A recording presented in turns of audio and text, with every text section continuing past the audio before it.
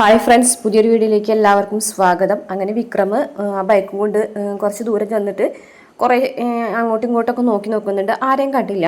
ഇതേ സമയം മാഷാണെന്നുണ്ടെങ്കിൽ വെള്ളം കുടിക്കാൻ എഴുന്നേൽക്കാണ്. വെള്ളം കുടിക്കാനായിട്ട് എഴുന്നേറ്റ് ലൈറ്റൊക്കെ ഇട്ടിട്ടുണ്ട്. പെട്ടെന്നാണ് മാഷ് പുറത്തു നിന്ന് തീ ആളുന്നതും എന്തൊക്കെയോ ഇടിഞ്ഞ് പൊളിഞ്ഞ് വീഴുന്നതും ആയിട്ടുള്ള ശബ്ദങ്ങൾ കേൾക്കുന്നത്. അപ്പോൾ ഓടും പട്ടിക അങ്ങനെയുള്ള സാധനങ്ങളൊക്കെ ഇടിഞ്ഞ് വീഴുന്ന ഒച്ചയാണ് കേൾക്കുന്നത്. കമലാമ്മ ഞെട്ടിത്തരിച്ചിരിക്കുകയാണ്. എന്താണ് മാഷ്, എന്താണെന്ന് ചോദിക്കുമ്പോൾ ആ നോക്കാമെന്ന് പറഞ്ഞിട്ട് ഓടി വരികയാണ്. പുറത്തേക്ക് ഓടി വന്നപ്പോൾ നോക്കുമ്പോഴാണ് വിക്രമിൻ്റെ ആ ഒരു വീട് നിന്ന് കത്തുന്നത് കാണുന്നത്. കമലാമ്മ അലറി വിളിക്കുകയാണ്, വിശ്വ, വിനായക, ഓടിവായോ എന്ന് പറയുകയാണ്. അതിനുശേഷം വിക്രം, വേദമോളെ എന്ന് പറഞ്ഞിട്ട് ഉറക്കനെ കരയാണ് കേട്ടോ. അപ്പോഴാണ് വിശ്വനും ശ്രീജയും കേൾക്കുന്നത് കേട്ടോ. അമ്മ ഇങ്ങനെ അലറി വിളിക്കുന്നതായിട്ട്. അയ്യോ അമ്മയല്ലേ എന്ന് പറഞ്ഞിട്ട് വിശ്വൻ ചാടി എഴുന്നേക്കാണ്. വിനായകനും നന്ദിനും ഓടി പഠിച്ച് വരുന്നുണ്ട് കേട്ടോ. എല്ലാവരും കൂടെ പുറത്തേക്ക് വരുമ്പോൾ ഈ ഒരു കാഴ്ചയാണ് കാണുന്നത്. വിക്രമിൻ്റെ വീട് നിന്ന് കത്തുന്നത്. അയ്യോ എൻ്റെ മക്കളെ ജീവൻ പോകുമല്ലോ എന്നൊക്കെ പറഞ്ഞിട്ട് ഇങ്ങനെ കമലാമ്മ അലറി വിളിച്ച് കരയാണ്. വിനായകനാണെന്ന് ഒന്നും നോക്കാതെ ആ തീയിലെ അടുത്തേക്ക് ചെന്നിട്ട് വാതിൽമ മുട്ടുന്നുണ്ട്. അപ്പോൾ തീ കാരണം വാതിലിൻ്റെ അടുത്തേക്ക് എടുക്കാൻ പറ്റില്ല. അപ്പോൾ വിനായകൻ പറയുന്നത് ഇത് ഓടാമ്പൽ ഇട്ടിരിക്കുകയാണെന്ന് പറയുകയാണേ. അയ്യോ അപ്പോഴേക്കും കമലാമ്മ അയ്യോ എൻ്റെ മക്കളെ എൻ്റെ ഉള്ളിലാണല്ലോ എന്ന് പറഞ്ഞിട്ട് ഇങ്ങനെ പൊട്ടിക്കരയാണ്. അപ്പോഴേക്കും കുറച്ച് ആൾക്കാർ വരികയായിട്ട് ഒരു 3-4 പേര് വരികയാണ്. എന്നിട്ട് എല്ലാവരും കൂടിയിട്ട് ബക്കറ്റിൽ വെള്ളം എടുത്തുകൊണ്ട് വന്നിട്ട് ഒഴിക്കുന്നുണ്ട്. അപ്പോഴാണ് ആ സമയത്ത് വിക്രം അവിടേക്ക് വരുന്നത്. വിക്രത്തിനെ കാണുമ്പോഴേക്കും കമലാമ്മ ആകെ ഞെട്ടിപ്പോവുകയാണ്. വിക്രം, നീ എപ്പോൾ പുറത്തു പോയി എന്ന് ചോദിക്കുകയാണ് കേട്ടോ. അപ്പോൾ എന്തായാലും രക്ഷപ്പെട്ടല്ലോ, നിങ്ങൾ പുറത്ത് പോയത് ഭാഗ്യം എന്ന് പറയുകയാണേ. അപ്പോൾ മാഷ് വന്നിട്ട് വേഗം ചോദിക്കുകയാണ്, നിൻ്റെ കൂടെ വന്ന വേദയോ എന്നിരിക്കുകയാണ്. എൻ്റെ കൂടെയോ? വേദ എൻ്റെ കൂടെ വന്നിട്ടില്ല, വേദ അകത്തുണ്ട് എന്ന് പറയുകയാണേ. പെട്ടെന്ന് അത് കേട്ടതോട് കൂടിയിട്ട് കമലാമ്മ അലറി വിളിക്കുകയാണ് കേട്ടോ. വേദമോളെ എന്ന് പറഞ്ഞിട്ട് ഉറക്കനെ വിളിക്കുകയാണ്. അപ്പോഴേക്കും വിക്രം എന്ന് വെച്ച് കഴിഞ്ഞാൽ ഓടിച്ചെല്ലുകയാണ് കേട്ടോ. വാതിൽ ചവിട്ടി പൊളിച്ച് അകത്തേക്ക് കിടക്കുമ്പോൾ വേദ കട്ടിലിൽ ബോധം കിട്ട് വീണ് കിടക്കുകയാണ്. ഓടിച്ചെന്ന് വിക്രം ആ ഒരു വേദന ഇങ്ങനെ പൊക്കിയെടുക്കുകയാണ് കേട്ടോ. 2 കൈകളും കൂടിയിട്ട് പൊക്കിയെടുത്തിട്ട് നേരെ പുറത്തേക്ക് പോകുകയാണ്. അപ്പോഴേക്കും മുകളിൽ നിന്നൊക്കെ ഓടൊക്കെ ഇങ്ങനെ ഇടിഞ്ഞൊടിഞ്ഞ് വീഴാൻ തുടങ്ങിയിട്ടുണ്ടാവും കേട്ടോ. അങ്ങനെ വേഗം തന്നെ പുറത്തേക്ക് കൊണ്ടുവരുമ്പോഴത്തേനും കമലാമ്മയും ശ്രീജൊക്കെ ആകെ കരയാണ് കേട്ടോ. അങ്ങനെ വേഗം തന്നെ എല്ലാവരും കൂടിയിട്ട് വേദനയും കൊണ്ട് അകത്തേക്ക് പോകുന്നുണ്ട്. ഇതിന് ശേഷം പിന്നെ കാണിക്കുന്നത് വാസവനെയാണ്. അയാൾ വീഡിയോ എടുത്തിട്ടുണ്ടായല്ലോ വീട് നിന്ന് കത്തുന്നത്. അത് കണ്ട് അയാൾ പൊട്ടിച്ചിരിക്കുകയാണ്. ഞാൻ പറഞ്ഞ കാര്യങ്ങൾ നിങ്ങൾ നല്ല ഭംഗിയായി തന്നെ ചെയ്തു, ഞാൻ വിചാരിച്ചതിനേക്കാളും ഭംഗിയായിട്ടുണ്ടല്ലോ എന്നൊക്കെ പറയുകയാണേ. അപ്പോൾ ഒരുത്തൻ ചോദിക്കുന്നുണ്ട്, അവനെ കൂടെ കത്തിക്കായിരുന്നു സാറേ അതിൻ്റെ ഉള്ളിലിട്ടിട്ട്, സാർ എന്തിനാണ് അവനെ മാത്രം ഒഴിവാക്കിയതെന്ന് പറയുമ്പോൾ വാസവൻ പറയുന്നുണ്ട്, സ്വന്തം ഭാര്യ പച്ചയ്ക്ക് നിന്ന് കത്തുന്നത് അവൻ കാണണം, അതിന് വേണ്ടിയിട്ടാണ് ഞാൻ അവനെ ഒഴിവാക്കിയെന്ന് പറയാം കേട്ടോ. എന്നാലും 2 ആളെയും കൂടി ഒരുമിച്ച് തീർക്കാനുള്ള അവസരമായിരുന്നു എന്ന് പറയാം.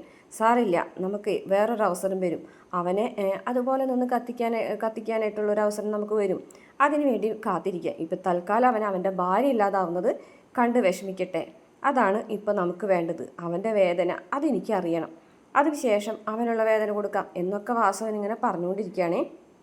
പിന്നീട് കാണിക്കുന്നത് മാഷ് വീണ്ടും പുറത്തേക്ക് വരികയാണേ. പുറത്തേക്ക് വന്നിട്ട് ആ വീട്ടിലേക്ക് ഇങ്ങനെ നോക്കി നിൽക്കുകയാണ് കേട്ടോ കത്തുന്നത്. അപ്പോൾ ആ തീ അണച്ച ആൾക്കാരൊക്കെ വരികയാണ്. എന്നിട്ട് പറയുന്നുണ്ട്, എന്നാലും എൻ്റെ മാഷേ ഇങ്ങനെ ഒരു അവസ്ഥ വന്നല്ലോ, ഇതിപ്പോൾ ആരാണെന്ന് വിചാരിച്ചിട്ടത്, എന്തായാലും മാഷിന് മോന് ഒരുപാട് ശത്രുക്കളുണ്ടല്ലോ, അതിലാരെങ്കിലൊക്കെ ആയിരിക്കും ചെയ്തത്, ഒരു സൂചന പോലും ഇല്ലല്ലോ ആരാണ് ചെയ്തതെന്ന്. മാഷ് ഒരു കാര്യം കേസ് കൊടുക്കുക എന്ന് പറയും. അല്ല അപ്പോൾ തെളിവൊന്നുമില്ലല്ലോ എന്ന് വേറൊരാൾ പറയുമ്പോൾ തെളിവുണ്ടാക്കാനാണോ പാട്, ഈ മാനോട് ചോദിച്ചാൽ മതി, ഒരു പത്രിക നിറച്ച് ശത്രുക്കളുടെ പേര് എഴുതി തരുമോ എന്നൊക്കെ പറയാണ് കേട്ടോ. അപ്പോൾ മാഷ്ക്കാണെന്നുണ്ടെങ്കിൽ വിഷമമാണ് കേട്ടോ അങ്ങനെയൊക്കെ പറയുന്നത് കേൾക്കുമ്പോൾ. മാഷ് പറയും, എന്തായാലും നിങ്ങൾ തീ അണിക്കാനൊക്കെ സഹായിച്ചതല്ലേ, നന്ദിയുണ്ട്, നിങ്ങൾ തൽക്കാലം ചെല്ല് എന്ന് പറയും കേട്ടോ. അപ്പോൾ അവർ പോകുന്ന വഴിക്ക് തന്നെ പറയുന്നുണ്ട്, നമ്മൾ പറഞ്ഞതൊന്നും മാഷ്ക്ക് ഇഷ്ടപ്പെട്ടില്ല എന്ന് തോന്നുന്നുണ്ട്, മാഷ്ടെ മോനല്ലേ എന്നൊക്കെ പറഞ്ഞു കേട്ടോ. അങ്ങനെ അവർ പോകാനേ. അതിനുശേഷം വിനായകനും വിശ്വവും വരികയാണ്. പിന്നെ വിക്രവും വരുന്നുണ്ട് കേട്ടോ. അപ്പോൾ എന്നാലും അച്ഛാ ഇതാരായിരിക്കും ചെയ്തത് എന്നുള്ളത് പറയുമ്പോഴത്തേക്കും വിനായകൻ പറയുകയാണെ, അതാ വാസവി MLA തന്നെയായിരിക്കുള്ളൂ, അയാളന്ന് പറഞ്ഞിട്ട് പോയതല്ലേ വീടിനുള്ളിലിട്ട് പച്ചയ്ക്ക് കത്തിക്കുന്നു. അപ്പോൾ മാഷ് പറയും, എന്നാൽ ശരിയായി ചെല്ല്, അത് ശരിയായിരിക്കും, നീ വേഗം ചെന്ന് കേസ് കൊടുക്ക്, എന്നിട്ട് എന്ത് സംഭവിക്കുന്നു നോക്ക് എന്ന് പറയും കേട്ടോ. അപ്പോൾ അല്ല അച്ഛ, എന്നാലും വിഷയം പറയുമ്പോൾ അതെ ഇനിയിപ്പോൾ അതിനെക്കുറിച്ചൊന്നും പറഞ്ഞിട്ട് കാര്യമില്ല എന്ന് പറയും. ഇതൊക്കെ നമ്മൾ അനുഭവിക്കാനുള്ളതാണ്, ഇവിടെ ഉള്ളവർ നമ്മളെ കൊണ്ട് അനുഭവിപ്പിക്കുന്നതാണെന്നൊക്കെ പറയുമ്പോൾ വിക്രത്തിന് മനസ്സിലാവട്ടെ തന്നെ ഉദ്ദേശിച്ചാണ് പറയുന്നത്. അപ്പോൾ വിക്രം പറയുന്നുണ്ട്, എന്തായാലും ഞാൻ കാരണം ഇനി ഈ വീട്ടിൽ ആരും വേദനിക്കാനായിട്ട് ഞാൻ ഇടവരുത്തില്ല, അത് ഞാൻ നോക്കിക്കോളാം എന്ന് പറയും. അപ്പോൾ ഇനി മനസ്സമാധാനം തരാതിരിക്കാൻ വേണ്ടി തന്നെയാണ് നിൻ്റെ പ്ലാൻ അല്ലേ എന്ന് ചോദിക്കുമ്പോൾ വിക്രം ഒന്നും മിണ്ടാതെ തല കുമ്പിട്ട് നിൽക്കുകയാണേ. അപ്പോൾ വിനായകനും വിഷ്ണുവും കൂടെ പറയുന്നുണ്ട്, ഇങ്ങനെ കേസ് കൊടുക്കാം എന്നുള്ള രീതിയിലൊക്കെ പറയാണ് കേട്ടോ. അപ്പോൾ മാഷ് പറയുന്നുണ്ട് അതുകൊണ്ടൊന്നും ഒരു കാര്യമില്ല, എന്നിട്ട് എന്ത് ചെയ്യാനായിട്ട്, ഇനി അടുത്ത തവണ ഈ വീടും കൂടെ കത്തിക്കാനോ, അതെന്തായാലും വേണ്ട, ഇതൊക്കെ ഓരോരുത്തരുടെ വിധി തന്നെയാണെന്ന് പറഞ്ഞിട്ട് മാഷ് ഇങ്ങനെ നിൽക്കും. വിക്രം ഒന്നും മിണ്ടാതെ അകത്തേക്ക് തന്നെ പോകും.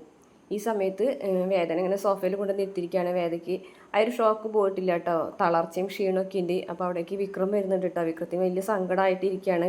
വേദന അവസ്ഥ കണ്ടിട്ട് കൈയൊക്കെ പൊള്ളിയിട്ടുണ്ട്. അപ്പോൾ കമലാമ്മയാണെന്നുണ്ടെങ്കിൽ ഒരു ഓയിൽമെൻറ്റ് ശ്രീജയുടെ കൈ കൊണ്ട് കൊടുക്കുകയാണേ. ശ്രീജ ഇതൊന്ന് പരറ്റി കൊടുക്കുക എന്ന് പറയും.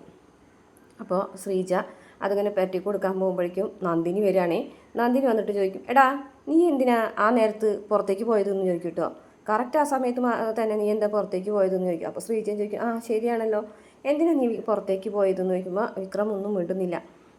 അപ്പോൾ അല്ല, ഇനിയിപ്പോൾ ആ വാസവൻ്റെ ആൾക്കാർ ഇനിയും എന്തെങ്കിലും ഉപദ്രവം ഉണ്ടാക്കുമോ അങ്ങനെയൊക്കെ ചോദിക്കുമ്പോൾ കമല മതി, കഴിഞ്ഞു പോയത് കഴിഞ്ഞു, ഇനി അതിനെക്കുറിച്ചൊന്നും പറഞ്ഞിട്ട് കാര്യമില്ല.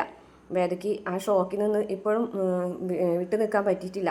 അതുകൊണ്ട് ഇനി അതിനെക്കുറിച്ചൊന്നും വീണ്ടും സംസാരിച്ച് വെറുതെ അവൻ്റെ മനസ്സ് വിഷമിപ്പിക്കേണ്ടെന്ന് കമലാമ്മ പറയട്ടോ. എന്നിട്ട് വേദയ്ക്കായി ഓരോ ഓയിൽമെൻറ്റൊക്കെ ശ്രീജ തേച്ച് കൊടുക്കുന്നുണ്ട്. മോളെ ശ്രീജയെ നീ കൊണ്ടുപോയിട്ട് മോളെ റൂമിൽ കെടുത്ത്, വീടിൻ്റെ ഉള്ളിലെ റൂമിൽ കെടുത്തിക്കോ. അപ്പോൾ വേദ പറയും, വേണ്ട അമ്മേ, ഞാനിവിടെ തന്നെ കിടന്നോളാം. സാരില്ല മോളെ, മോളകത്ത് പോയി കിടന്നോന്ന് പറയും.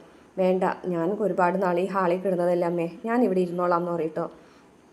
അപ്പോൾ വേദന ഇങ്ങനെ തലയിലൊക്കെ തൊട്ട് തലോടുന്നുണ്ട് കേട്ടോ. അതുവരെ ഉണ്ടായിരുന്ന വിഷമങ്ങളൊക്കെ കമലാമ്മ മറക്കാണ്. അതിനുശേഷം ശ്രീജയും കമലാമ്മ അവിടെ നിന്ന് പോകും. സമയത്ത് വിക്രം വേദയും കൂടിയിട്ട് ഇങ്ങനെ മുഖത്തോട് മുഖം നോക്കുന്നുണ്ട് കേട്ടോ. പിന്നീട് കാണിക്കുന്നത് വിനായകനും നന്ദിനിയും കൂടെ സംസാരിക്കുന്നതാണ് കേട്ടോ. നന്ദിനി ഇങ്ങനെ ആലോചിച്ചിരിക്കുകയാണ്. അപ്പം നന്ദിനിയെ വന്നിട്ട് വിളിച്ചിട്ട് കേൾക്കുന്നില്ല. എടി നന്ദിനി, നീ എന്താ ആലോചിക്കുന്നത്? പിന്നെ ആലോചിക്കാതിരിക്കാൻ പറ്റുമോ? ഇത്ര വലിയൊരു സംഭവം ഉണ്ടായിട്ട് ആലോചിക്കാതിരിക്കാൻ എന്താ എന്ന് പറയും കേട്ടോ.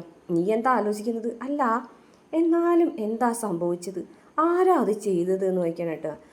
അതാ വാസവൻ്റെ ആൾക്കാരായിരിക്കും. പക്ഷേ എനിക്കങ്ങനെയല്ല തോന്നുന്നത്. പിന്നെ നിനക്കെന്താ തോന്നുന്നത്? കറക്റ്റ് വിക്രം ആ സമയത്ത് എന്തിനാണ് പോയത്? മാത്രമല്ല ആ വീടിൻ്റെ ഓടാമ്പലിട്ടിട്ടല്ലേ അവൻ പോയത്. അപ്പോൾ ഇതിലെന്തോ ദുരൂഹത മണക്കുന്നുണ്ടല്ലോ. എന്ത് ദുരൂഹത? ഇവിടെയുള്ളവരോട് ഒന്നും പറഞ്ഞിട്ട് കാര്യമില്ല. അവൻ അറിഞ്ഞുകൊണ്ടാണ് ഇത് സംഭവിച്ചതെങ്കിലോ? അറിഞ്ഞുകൊണ്ടോ എന്ന് വെച്ചാൽ അവൻ വേദന തീ കൊളുത്തി കൊല്ലാൻ ശ്രമിച്ചെന്നോ? അങ്ങനെയല്ല, എന്നാലും ഒരറിവ് അവനിതിലുണ്ടാവാതിരിക്കുമെന്നാണ് എൻ്റെ സംശയം. എന്തായാലും അവളെ ഒഴിവാക്കണമെന്നുണ്ടല്ലോ എന്ന് പറയട്ടെ. അപ്പോൾ നമ്മുടെ വിനായകൻ പോയിട്ട് വാതിൽ കുറ്റിയിട്ടാണ് കേട്ടോ. കാരണം ഈ മണ്ടത്തരങ്ങളൊന്നും ആരും കേൾക്കണ്ടെന്ന് വിചാരിച്ചിട്ട്. നീ എന്താ പറഞ്ഞു വരുന്നത്? അല്ല, ഒരു പക്ഷേ അങ്ങനെ ആണെങ്കിലോ? അപ്പോൾ എടി, നീയേ വെറുതെ ആവശ്യമില്ലാത്ത കാര്യങ്ങൾ ചിന്തിക്കേണ്ട. അവൻ എന്തായാലും അവൻ്റെ ഭാര്യനെ തീ കൊടുത്തി കൊല്ലാനൊന്നും ശ്രമിക്കാൻ പോകുന്നില്ല. ഇതൊക്കെ അവൻ അറിഞ്ഞാലുണ്ടല്ലോ നിൻ്റെ സംശയങ്ങൾ, നിൻ്റെ ആരോഗ്യത്തിന് അത് വലിയ ഹാനികരമാണ് കേട്ടോ എന്ന് പറയും കേട്ടോ. അല്ല, ഇനിയിപ്പോൾ നിങ്ങളുടെ അച്ഛനെ കാണും. അച്ഛനോ എന്ന് പറയും. അല്ല, അച്ഛനെ, നിങ്ങളുടെ അച്ഛൻ പറഞ്ഞിട്ടുണ്ടായല്ലോ, എൻ്റെ വീട് ഞാൻ തന്നെ കത്തിക്കും, എൻ്റെ വീട് ഞാൻ തന്നെ കത്തിക്കുന്നു. ചിലപ്പോൾ അങ്ങനെയാണെങ്കിലോ എന്ന് പറയട്ടോ. അച്ഛനെന്താ മകനെ മരുമകളെ അതിൻ്റെ ഉള്ളിലിട്ട് തീ കൊളുത്തി കൊല്ലുന്ന നീ പറഞ്ഞു വരുന്നത്?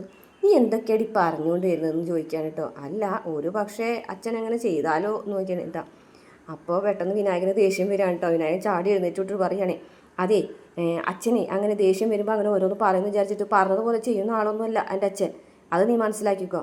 പിന്നെ അങ്ങനെ പറഞ്ഞതുപോലെ ചെയ്യുന്ന ആൾക്കാരാണെന്നുണ്ടെങ്കിലേ നിന്നെ എന്നെ ഈ വീട്ടിൽ നിന്ന് എന്നേ പടി ഇറക്കി വിടേണ്ടതാണ്. അത് നിനക്കറിയാലോ. ഇറക്കി വിട്ടിട്ടുണ്ടോ നമ്മളെ ചോദിക്കുക. അപ്പം അതിന് ഇങ്ങനെ കാണിക്കും കേട്ടോ. അപ്പം അതാണ് പറഞ്ഞത്. വെറുതെ ആവശ്യമില്ലാത്ത കാര്യങ്ങൾ ആലോചിച്ചിട്ട് നീ തല പുണ്ണാക്കണ്ട. തൽക്കാലം മിണ്ടാതിരിക്കും. ദുരൂഹതകളൊന്നും അന്വേഷിച്ച് നീ പോകണ്ട.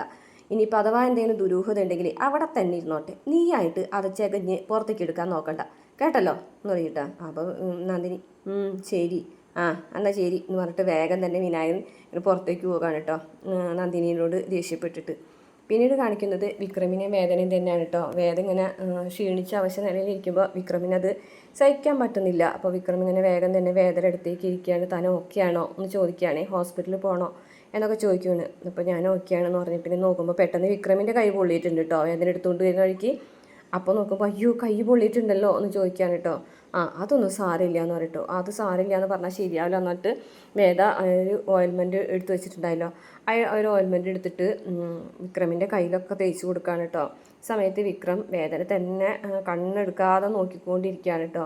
ഒരു സഹതാപം സ്നേഹമൊക്കെ തോന്നുന്നുണ്ട് കേട്ടോ. അത്രയ്ക്ക് ഉണ്ടായിട്ടും വിക്രമിനോടൊരു ദേഷ്യമോ അങ്ങനെയൊന്നും കാണിക്കുന്നില്ല. ആ ഓയിൽമെൻറ്റൊക്കെ കയ്യിൽ തേച്ച് പിടിപ്പിച്ച് കൊടുക്കുകയാണ്.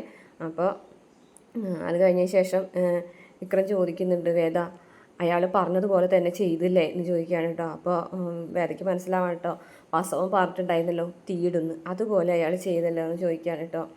എന്തായാലും ഞാൻ ഇത്രയും പ്രതീക്ഷിച്ചില്ല, ഇങ്ങനൊരു ചതി ഉണ്ടാവുമെന്ന് വിചാരിച്ചില്ല. ഒരുത്തം വന്നിട്ട് ഗേറ്റിൻ്റെ പുറത്ത് നിന്നിട്ട് ഇങ്ങനെ ഹോൺ അടിച്ചുകൊണ്ടിരിക്കുന്നത് കണ്ടപ്പോഴാണ്, ഞാൻ പലതവണ കണ്ടപ്പോഴാണ് ഞാൻ അവൻ്റെ പിന്നിൽ കൂടെ പോയത്. പക്ഷേ എന്നെ ഇവിടെ നിന്ന് ഒഴിവാക്കാൻ വേണ്ടിയിട്ടായിരിക്കും അയാളത് ചെയ്തതെന്ന് മനസ്സിലാക്കാനുള്ള ഒരു ബോധം എനിക്ക് ആ സമയത്ത് ഉണ്ടായിരുന്നില്ല എന്ന് പറയട്ടോ. അപ്പോൾ വിക്രം ടെൻഷൻ അടിക്കുമ്പോൾ, സാരില്ല വിക്രം, ഇനി അതിനെക്കുറിച്ച് ടെൻഷൻ അടിക്കേണ്ട എന്ന് പറയട്ടെ, എന്നാലും ഞാൻ കാരണം ഈ വീട്ടുകാർക്ക് എന്നും പ്രശ്നങ്ങൾ തന്നെയാണല്ലോ. അമ്മയും അച്ഛനും ഈ ഒരു കാര്യത്തിന് വേണ്ടിയിട്ട് ഒത്തിരി വിഷമിക്കുന്നുണ്ട് എന്നൊക്കെ പറയാൻ കേട്ടോ. പിന്നെ സ്വന്തം അച്ഛനും അമ്മയ്ക്കും ഈ വീട്ടിൽ സുരക്ഷിതത്വം കൊടുക്കാൻ പറ്റില്ലെങ്കിൽ പിന്നെ ഞാൻ എന്തിനാണ് ജീവിച്ചിരിക്കുന്നത് എന്നൊക്കെ ഇങ്ങനെ പറഞ്ഞുകൊണ്ടിരിക്കുകയാണ് കേട്ടോ. അപ്പോൾ വേദ പറയുന്നുണ്ട്, എടുത്ത് ചാടി ഒരു കാര്യം ചെയ്തിട്ട് കാര്യമില്ല എന്ന് പറയും. അപ്പോൾ അച്ഛനും അമ്മയും ഒരുപാട് വിഷമിക്കുന്നുണ്ട് എന്നൊക്കെ പറയും. അപ്പോൾ വിക്രം പറയും, എന്തായാലും ഞാനിതിങ്ങനെ വെറുതെ വിടാൻ വിചാരിച്ചിട്ടില്ല എന്ന് പറയുമ്പോൾ വേദയ്ക്ക് ദേഷ്യം വരും കേട്ടോ. വേദ പറയും, ഇതാണ് പറഞ്ഞത്, ഇത് എടുത്ത് ചാടി അങ്ങനെ തീരുമാനങ്ങൾ എടുത്തിട്ട് കാര്യമില്ല എന്ന് പറഞ്ഞിട്ട് വിക്രമിനെ പിടിച്ചിരുത്താണ് കേട്ടോ ഇങ്ങനെ എഴുന്നേൽക്കാൻ പോകുമ്പോൾ. എന്നിട്ട് വേദ പറയും, അതെ ഇന്ന് മൊത്തത്തിൽ ആടി ഉളിഞ്ഞൊരു ദിവസമാണ് ഈ വീട്ടിലുള്ളവർ മുഴുവനും. ഇനി വിക്രമായിട്ട് വേറൊരു കാര്യത്തിന് എടുത്ത് ചാടി ഈ വീട്ടിലുള്ളവരുടെ സമാധാനം കളഞ്ഞു കുളിക്കരുത്. എന്തിനാണ് വെറുതെ അച്ഛനമ്മനെയും വിഷമിപ്പിക്കരുത് എന്ന് വെച്ചിട്ട് ഞാൻ മിണ്ടാതിരിക്കണമെന്നാണ്? വേണ്ട, അങ്ങനെയല്ല ഞാൻ പറയുന്നത്, മിണ്ടാതിരിക്കണം എന്നല്ല പറയുന്നത്. വാസവൻ ചെയ്തതുപോലെ അയാളുടെ വീടിന് തീയിടാനാണ് തീരുമാനമെങ്കിൽ വാസവൻ്റെ മോളെയും ഭാര്യനെയും വിക്രം കണ്ടതല്ലേ, പാവങ്ങളല്ലേ ഐറ്റങ്ങൾ, അവരെന്തെങ്കിലും അറിഞ്ഞിട്ടുണ്ടോ? അവരുടെ ജീവനെ അപകടത്തിലാക്കാനാണോ തീരുമാനിക്കുന്നത്? പിന്നെ ഞാൻ മിണ്ടാതിരിക്കാനാണോ നീ പറയുന്നത്? ഒന്നും ചെയ്യേണ്ടെന്നാണോ നീ പറയണതെന്ന് ചോദിക്കണം. അങ്ങനെയല്ല, പക്ഷേ ഇപ്പം വേണ്ട, ഇപ്പം എന്തായാലും എടുത്ത് ചാടി ഒരു കാര്യം ചെയ്തിട്ട് കാര്യമില്ല. എന്തായാലും വെയിറ്റ് ചെയ്യാം, എന്താണ് സംഭവിക്കുന്നത് നോക്കാം. അവസരം വരും, ആ സമയത്ത് അയാൾ വേദനിക്കുന്ന രീതിയിൽ അയാളെ വേദനിപ്പിക്കുന്ന രീതിയിൽ നമുക്ക് തിരിച്ചടിക്കാനൊരു അവസരം വരും. ആ അവസരത്തിന് വേണ്ടിയിട്ടാണ് നമ്മൾ കാത്തിരിക്കേണ്ടതെന്ന് പറയുമ്പോൾ വിക്രം ഇങ്ങനെ പിന്നെ വേറെ രക്ഷയില്ല, വേദ പറയുന്നത് അനുസരിക്കുകയെ നിവർത്തിയുള്ളൂ എന്ന് വിചാരിച്ചു അങ്ങനെ മനസ്സിലാലോചിച്ചിട്ട് കൈയൊക്കെ ഇങ്ങനെ മണ്ടക്കുന്നുണ്ട് കേട്ടോ ദേഷ്യം വന്നിട്ട്. എന്തായാലും വേദ പറഞ്ഞത് വിക്രം അനുസരിക്കുന്നത് കാണിക്കാൻ കേട്ടോ. അത്രയേ ഉള്ളൂ ഇന്നത്തെ എപ്പിസോഡ്. വീഡിയോ ഇഷ്ടപ്പെട്ട ചാനൽ സബ്സ്ക്രൈബ് ചെയ്ത് സപ്പോർട്ട് ചെയ്യണേ.